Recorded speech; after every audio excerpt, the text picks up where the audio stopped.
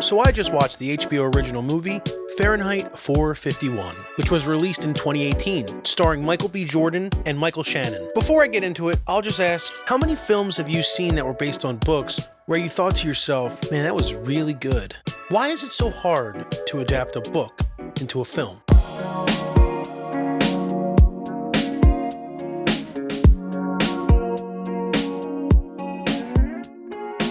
So this movie was released in 2018 directly to HBO, and it was terrible. I'm not even going to hold back on this one. Usually I can concede to a movie being not good, but also not being bad. But this one had a blueprint for a great story in their hand, and they go and mess it all up. Like I've said, I think calling a movie bad implies that you shouldn't watch it or that people aren't going to like it. I personally want to encourage people to watch movies most times. Even if I hate them, that doesn't mean people shouldn't give them a chance. I'm just one person. My opinion at the end of the day is just that, an opinion. There are a lot of movies that I personally like that I've heard my favorite critics say they don't like. That doesn't change the way I feel about them. So for that reason, I try not to call movies I don't like bad. Maybe just poorly executed. But for this movie, what the... Now, I also read the book for the first time the day before I saw the movie, so it was fresh in my mind. And the first thing I'll say is probably something most people can agree on. It's actually an amazing book. It's simple, yet complex. The way Bradbury describes scenes is so intelligently descriptive, yet easy to follow. The characters are engaging and relatable. Even though the book was written in 1953, the story is still one that is easily able to connect with 70 years later. I understand that in 1953, it would have been difficult to write a story that anticipates the advancements in technology. But there really weren't many elements of the story that I felt were outdated. The story is about a future that doesn't exist. It doesn't have to reflect how things are now. Because in this story, now isn't now. It's another time entirely. The events that cause this world to exist aren't the same events that are happening in our time. So when it comes to the movie and the creative changes they make to try to make the movie relevant for modern society to comprehend or connect with, to me it just comes off like they decided to change things just for the sake of changing them, and not because they improve the story in any way. All the changes the movie makes take away from the overarching story. All the liberties it takes in an attempt to make the story more relevant to life today take away from what makes the book so captivating. Now, from here on out, I'm going to be spoiling the movie and the book in this review. So if you've never read the book, I'd recommend doing it. I personally listened to it recently on Audible. This is not an ad. The book was narrated by Tim Robbins. Yeah, this guy. And it was amazing. I highly recommend that if you're going to listen to it, you listen to this version. His narration is 1,000 times better than the film. And I'm sure a lot of that has to do with the book itself. But his performance is stellar. So yeah, go listen to it, like right now. All right, so the spoiler warning's out. So 3, 2, 1, go.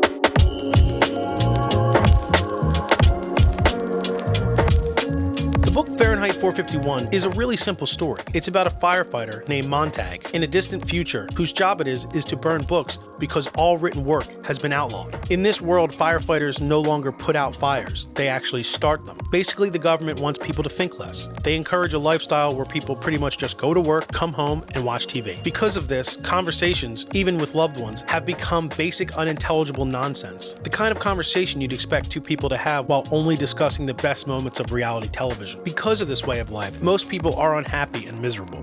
Self-deletion has become such a common occurrence in this world that they not only can bring people back who have done this, but they don't even send doctors out anymore to do it. Basically just Amazon drivers who tote around machines which pump stomachs and filter blood in order to bring people back to life. This element of the story is only discussed in the beginning of the book, and it is used merely to describe to the reader how dark the world has become. Montag comes home to find his wife needing to be resuscitated because she took a full bottle of sleeping meds. The story then focuses on Montag's transformation from being a firefighter, someone who burns books for the apparent betterment of society, to being someone who discovers the importance of books. He discovers how the written word is so necessary to human life because it gives the population the ability to see the world from others' eyes. It allows people to obtain knowledge that they otherwise would not have been able to discover. To me, this is so relevant today. This idea translates so well to our current way of life. From the obsession of our smartphones, the internet, and even mindless TV, to the fact that reading books has been on a steady decline for decades now. The writers of the movie just assumed that young audiences wouldn't be able to connect with the ideas presented in the story unless the internet was included, which I can see how that thought process would be something to consider while writing a story like this. But ultimately, it becomes something that significantly takes away from the story because of how stupidly technical they try to make it, making it something that honestly just should not have been added to the story. It's a change they made to try to appeal to audiences today, to me without really considering if it was necessary to the story. Another huge change is the fact that it's not just books in this story that are outlawed. It's all media. TV, films, and music are all outlawed as well. So much so that at one point, one of the characters plays a harmonica and implies that it's illegal to play a harmonica. Yeah, harmonicas are illegal now.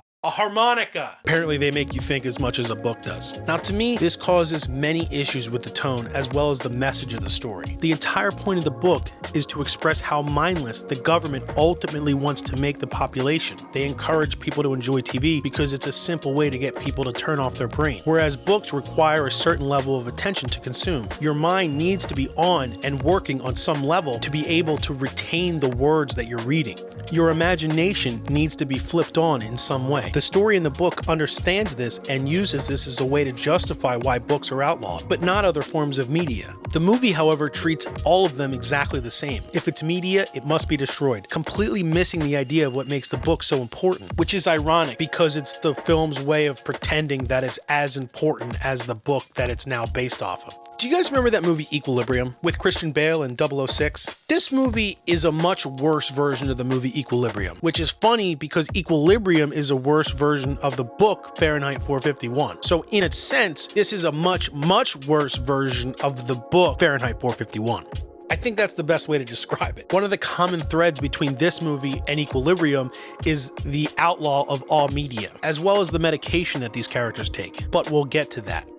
So what I'll say is this: by not delivering on the basic elements that make this story so captivating, and by telling a worse story in the process, you are not only causing the fans of the book to lose interest, but you're actively pissing them off. You could argue this was made for a different audience entirely, but there are so many similarities when it comes to dialogue that they took directly from the book that it's hard to argue that they're not trying to at least please the fans of the book in some way. So the movie starts with this quote, and this is what it says. The book did not start with a quote like this. We then have a long intro of a bunch of books burning, which, you know how much I love long intros. Next, we see our main character, Montag. Montag is a firefighter, and in this story, like I said, firefighters burn media, so it's not just books. Even though 451 degrees Fahrenheit is the temperature that paper burns, in this movie, they're not really burning paper. They're burning computers. They're burning music. They're burning movies. They're burning film strips. So anyway, Montag is a firefighter. In this opening scene, we see Montag take these eye drops, and this is an element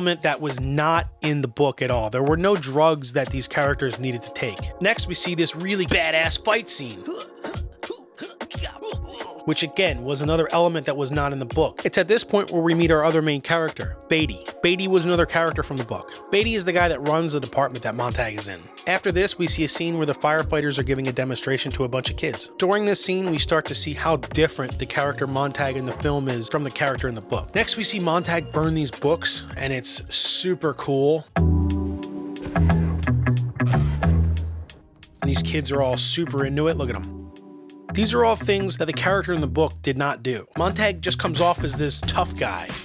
In the school scene, they do talk about how there are 3 books uploaded to their version of the internet that people are allowed to read. The Bible, To the Lighthouse, and Moby Dick.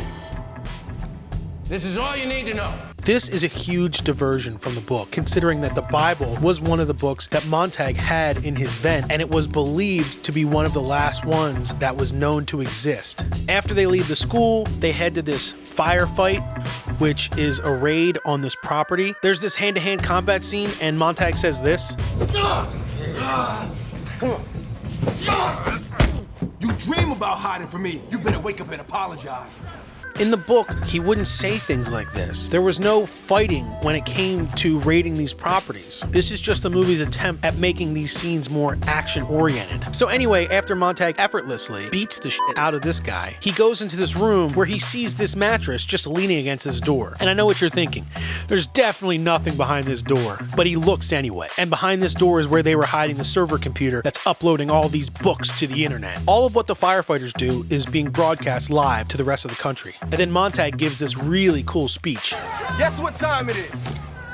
Time to burn for America again. One of the biggest issues with the movie is that they're trying to make Montag like the character from the book while also trying to change him in ways that don't fit. For example, in the book, Montag wasn't the showboating performer who burns books as entertainment for children. He was just a firefighter who did his job because he thought he was doing the right thing. In the movie, he is portrayed as this tough guy fighter performer, to me, completely changing the characteristics that made him so relatable and interesting. Here's an example. Just listen to the dialogue that he's given in the movie. Welcome, natives. And everybody at home watching on the 9. Look what we found hiding in your beautiful neighborhood. Now compare that to the book. This is from page 13. This is right in the beginning when we're getting to know the character we're following.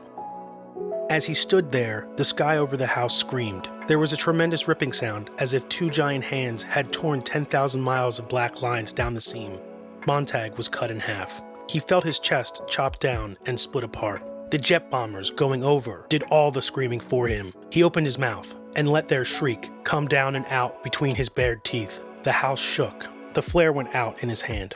The moonstones vanished. He felt his hand plunge towards the telephone. The jets were gone. He felt his lips move, brushing the mouthpiece of the phone. Emergency hospital? A terrible whisper. Do you see the contrast between the character we're expecting and the character we get? Yeah, I'm gonna miss your ugly mug around here. Yeah, you'll finally become me. No, not become you. I'm gonna be Captain motherfucking Montag. I'm fine with reimagining characters. I'm not saying that they have to be identical, but what I am saying is don't make them worse. If you're gonna change things, you should change them for the better, or at least to an equal quality. You shouldn't change people for the worst, and to me, that's exactly what they did to every character in this movie. All right, so getting back to it, next we meet Clarice. Clarice is another huge character in the book, and in the movie, she is a combination of 2 characters. She's Clarice, but she's also the character that Montag goes to in the book. In the book, Montag, like I said, was married, so there was no need for a love interest. The idea of Montag in the book being in a relationship was falling apart. He was growing more distant from his wife, the more he realized how important books were. His wife was content with their way of life. His wife was content with watching TV every night. In the movie, however, Clarice is the love interest for Montag. She's well connected as this underground criminal, and she's part of the group that are going to upload all of the books in the world to this one bird. In the book, she is his neighbor, who he walks with to and from work throughout the beginning of the book. She is portrayed as a free spirit who more or less opens his mind in ways that lead him down the path he eventually goes on. She is one of the first and main reasons why he ultimately decides he no longer wants to burn books. He might have cared for her in the book, but she was not a love interest. She was just a character who showed him how unhappy he truly was. In the movie, however, she is the love interest, because of course she is. This changes multiple elements of the book, and all for the worst. In the book, Montag was married, and his wife was a key element in showing how disconnected society had become. The conversations he would have with his wife really painted a picture as to how mindless society now was. That element is completely removed from the movie. You never get an idea as to how far gone society truly is. The most you get are just images of people hating media. In the movie, Clarice is an informant who, for selfish reasons, is working with the firefighters. She literally provides them with locations for media they can go burn. After Montag meets Clarice for the first time in this club, we have another scene of him displaying characteristics that are completely different from the book. We next have one of the only scenes that tries to give nuance to the character of Beatty. We next see him writing things down, trying to imply that he reads books and is plagued with all of the words he remembers. The next scene, we see Montag, and he's finally opening the vent in his house, which was a key part in the book. However, in the movie, he doesn't have books behind his vent. He has a Blockbuster videotape, a film strip, and other things that aren't books. He has this postcard, a rotary dial from a telephone, a ball mouse. To me, this doesn't make any sense because there's literally technology everywhere. You think a ball mouse would be illegal? This is a huge diversion from the story in the book. In the book, TV was encouraged to be watched, but apparently in this version of the story, all media is outlawed. To me, this completely changes the dynamic of what makes the book so interesting. They describe books as tools that are used to expand knowledge and spark debate for mental growth. TV is portrayed as a mindless pastime, The idea that film, TV, as well as music are outlawed in the movie, to me completely misses the idea that the book portrayed. Again, this is just another way for the movie to pretend that it's as good as the book. Maybe the higher-ups at HBO didn't want to imply that mindlessly watching their content all day, every day was a bad thing. Next, we have a scene where Beatty and Montag discover a house with an old woman in it that is full of books. Now, this is the house that Clarice sent them to. In this scene, it is explained that Montag has never even seen a book in his entire career, basically implying that he's just been finding these servers and computers and burning those. Before burning the house, Montag steals a book and takes it with him. And then there's this scene where Beatty just says something racist for literally no reason. But anyway, back to the story.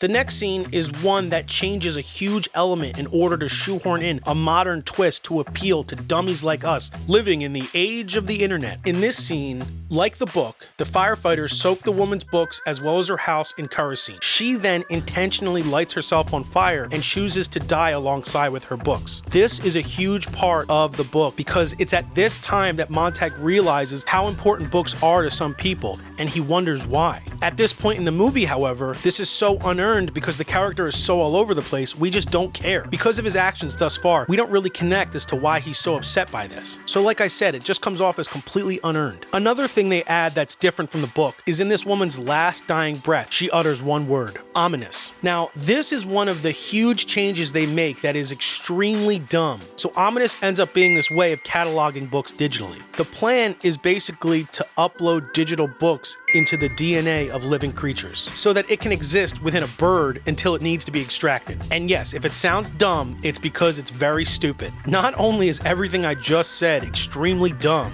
but this woman says this word for literally no reason. And all it does is put the firefighters onto the idea of what they're doing. If this woman kept her mouth shut, the firefighters wouldn't know what ominous was. But she just says it because the movie needs to keep the plot moving. The way the movie tries to make an interesting scenario in an attempt to fit in with the current internet age is laughable and brings up so many questions. For example, if you're able to upload books to DNA, why do you then need to put it into a living bird? Aren't there ways to store DNA that aren't inside a living animal? Why does it have to go into a living bird that is just going to fly away and potentially get lost? I understand that they put a tracker on this thing, but if you watch the scene where they put the tracker on the bird, your first thought will probably be, how the hell is this thing going to stay on indefinitely? Why does the DNA need to go on a living creature? That to me is a huge plot hole that doesn't make any sense, and it's never explained. So just like in the book, after Montag witnesses this woman burn herself with her books, he begins to question what they're doing. In the book, it makes complete sense based on where the character is. However, in the movie, it is so unearned. From this moment on, in the book and in the movie, Montag no longer wants to burn books. The main difference in the movie is the action the character takes. In the movie, we next see him reading a book for the very first time of his entire life. He then goes and finds Clarice, and they fall in love within a night because of course they do. This is also the scene where they show us the illegal harmonica. The movie is literally called Fahrenheit 451 because that is the temperature that paper burns. And in the movie, they are incorporating all these other things that are illegal because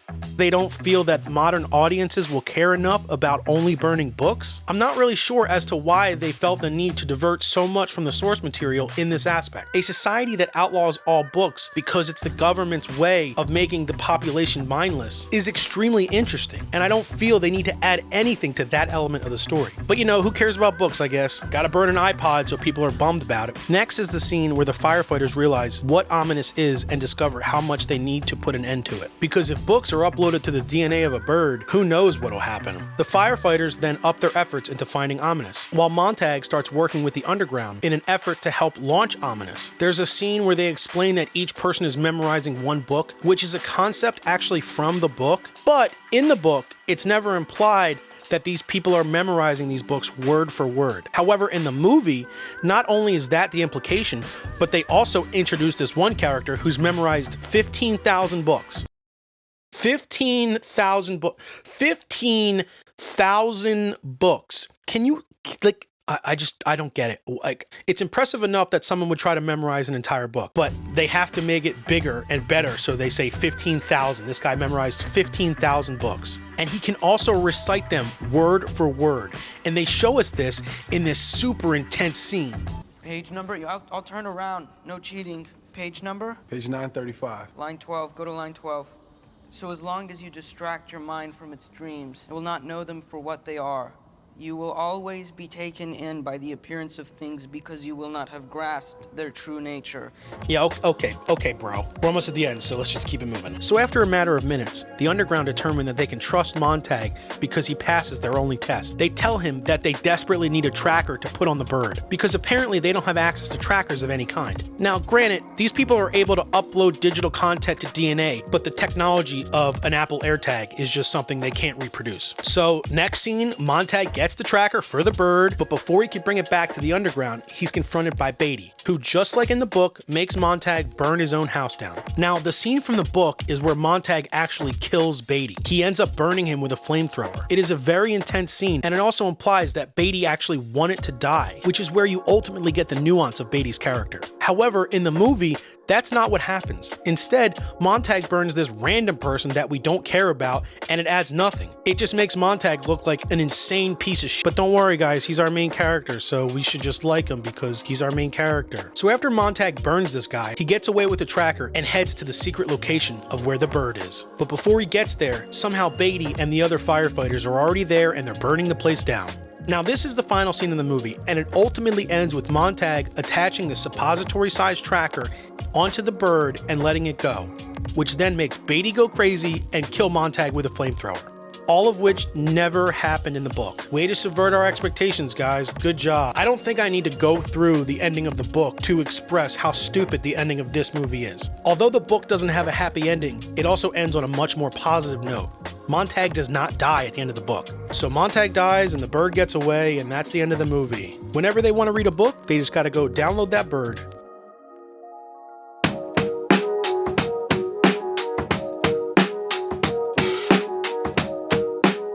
This movie is just dumb. The lack of character development in this movie makes everyone so unlikable that it's insane to me that it's implied that it was an adaptation. They should have pitched it as a reimagining and not called it Fahrenheit 451. Maybe get clever with it and call it Fahrenheit and then a different number to imply that they're burning other things besides books. I feel that taking the movie in that direction would have significantly increased the amount of people who enjoyed it, because they wouldn't have butchered a beloved classic that so many people enjoy. So all in all, what I have to say is this. Adapting a popular novel for the big screen is a delicate balance of creative liberties and staying true to the original source material. As a filmmaker, you have to make a decision about how much you want to divert from the original story to make changes to characters, plots, and themes. It's a risk that can either pay off or backfire, with the potential to alienate fans of the book and disappoint moviegoers. The more creative changes you make to the story, the more you have to decide if those changes are worth making. If you change too much and take too many liberties with the characters, you need to decide if you would just be better off making a scene-for-scene recreation of the already beloved story. It's okay to change some elements of the story, because some things are hard to translate to film or to a new generation. However, if you're going to change key plot elements, you need to be careful and be sure they actually improve the story. This means considering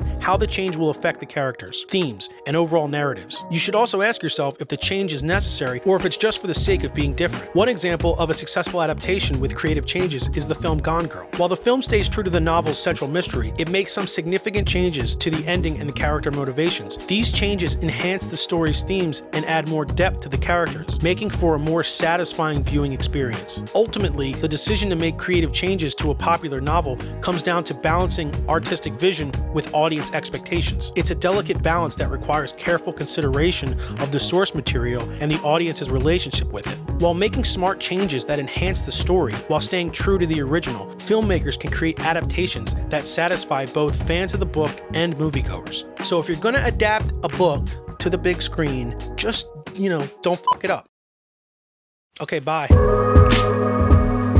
Hey guys, if you enjoyed this video, please leave a like and consider subscribing to the channel. It means so much. We're trying to hit 100 subscribers in 100 days, and we're almost there. We're almost there. Thank you again so much, and I will see you in the next one. Bye.